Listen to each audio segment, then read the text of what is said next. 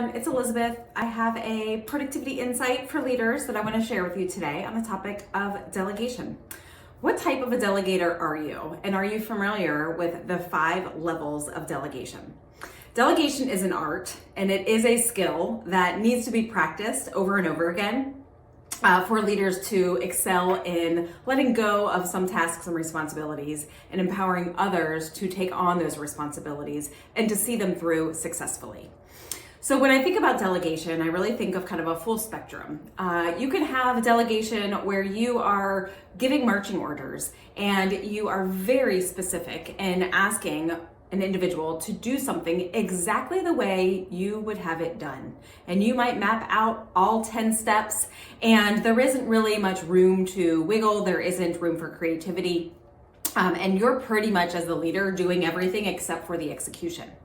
So that's kind of a command type of delegation. On the opposite end of the spectrum is where you are fully empowering a team member or a partner or a family member, where you are empowering and asking someone to independently see the entire process through start to finish. It can be done any way they seem fit, and you really release any and all control. Where leaders often get stuck is in the middle and kind of those in-between stages where as a leader, you still want some decision-making power or you still want to review some information before action is taken. And why delegation often goes off the rails is because there's a lack in clarity in the communication between the delegator and the delegatee.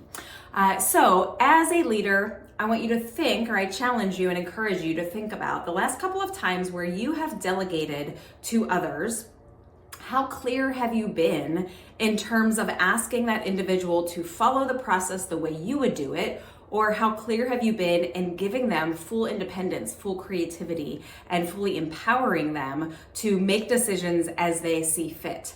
With each individual that you work with, your delegation style might be a little bit different, and it certainly is going to vary based on the type of task, whether it is a high impact or low impact activity.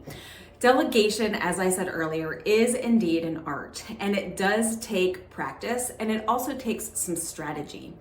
So as you explore or lean into delegation as a leader, certainly consider the styles that you're using, the communication that is involved, and what are the opportunities not only to take tasks off of your own shoulders, but what are the opportunities where you are helping others become more empowered, become more confident, become more skilled, and how can you create a win-win situation for everyone involved in delegation? I hope you enjoyed this productivity insight for leaders. Elizabeth Galperin with Peak Productivity.